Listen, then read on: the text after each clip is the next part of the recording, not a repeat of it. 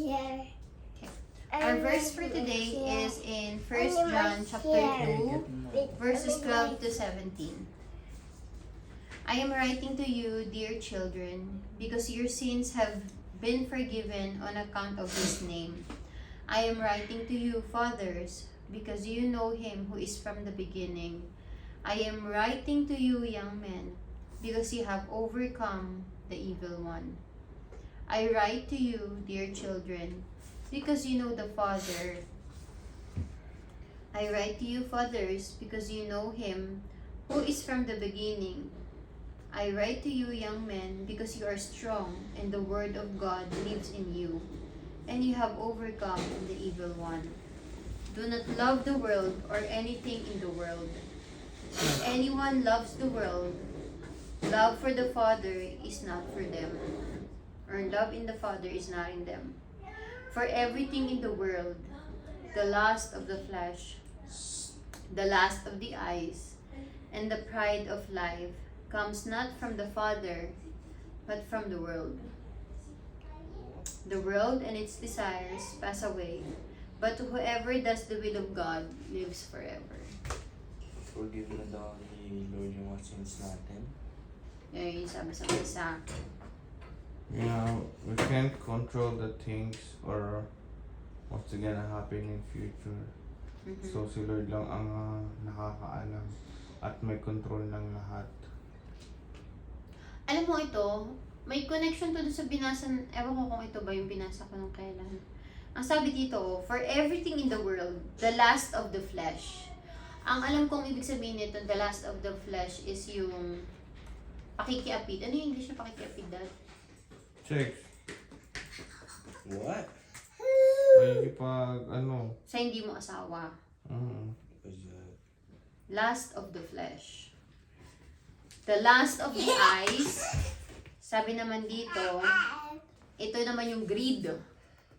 When we become greedy, na makuha natin lahat ng gusto natin. Diba? And the pride of life. Ito naman pride of life.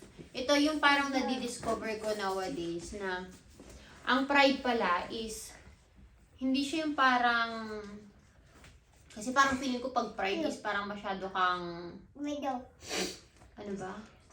Mayabang or what. Pero pag sinabi palang pride of life, is ibig sabihin nun is yung parang gusto mo, ikaw ang palaging mas magaling. Parang ganon. So, ito daw tong mga to, tatlong to, pagka meron kang ganito, yung parang lust of the flesh, greedy ka, gusto mo palaging ikaw ang magaling, or mas nakakaangat sa ibang tao, ibig sabihin, that comes from the world, not the Father. Kaya nga sabi dito, the world and its desires, wag daw natin ipupursu yung mga ganong, nasa na yun? Ayun, do not love the world or anything in the world.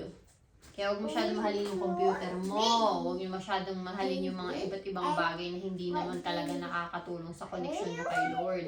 Diba? If anyone loves the world, love for the Father is not in them. Kasi nga, ano ba yung mga bagay na masasabi mong you love the world? Diba? Kapag ka meron kang lust of flesh, lust of the eyes, yung parang gusto mo, meron ka nito, meron ka yan, lahat na lang, diba? And the pride of life. Yung parang gusto mo nakakangat ka sa ibang tao. So kapag meron ka nun, ibig sabihin, you don't have love for the Father. Kasi you love the world more. Sabi nga, diba, you cannot serve two king or two God. Diba? It's either you will love the other one or you will hate the other one. So kapag mahal na mahal mo ang mundo, then you will never have love for the Father. Ang sinasabi sa DBS natin ngayon na do not love the world. Kasi yung mga meron ka sa mundong ito, yung mga gusto mo sa mundong ito, it will pass away. Mawawala yan. Kalaunan. Pati ang mga meron ka ngayon, mawawala yan. Pero ang magli-live daw forever ay yung mga taong nagmamahal sa Panginoon. Naiintindihan? Totoo naman yun. If you love God, you will live forever. Not really like physically in this world, di ba? Pero you have heaven as your second home. Di ba? So, it's very important na i-assess natin yung sarili natin kung meron ba tayong lust of eyes, lust of flesh, at pride of life. Kasi ibig sabihin, pag meron ka nun, then you are still loving the world. Naintindihan? Ako, I would admit, I still have it. Diba? I still have it. And it's not easy to remove it. God is with you. Diba? God is with you. He will help you. He will help you remove all those things. Para hindi mo na kailangan mahalin ng mundo, makapag-focus ka na kay Lord. Diba? Ikaw, Carlene, what do you have? Last of flesh? Ano yun? Greedy. Lust of eyes? Or Lack of eyesight. Lack of eyesight. pride of life? Ano ibig sabihin nun? Kakasabi ko palang kanina. Lack of eyesight, malabo yung mata.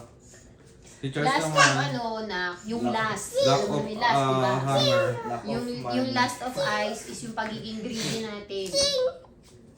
Tapos yun namang okay na. That's RDBS today.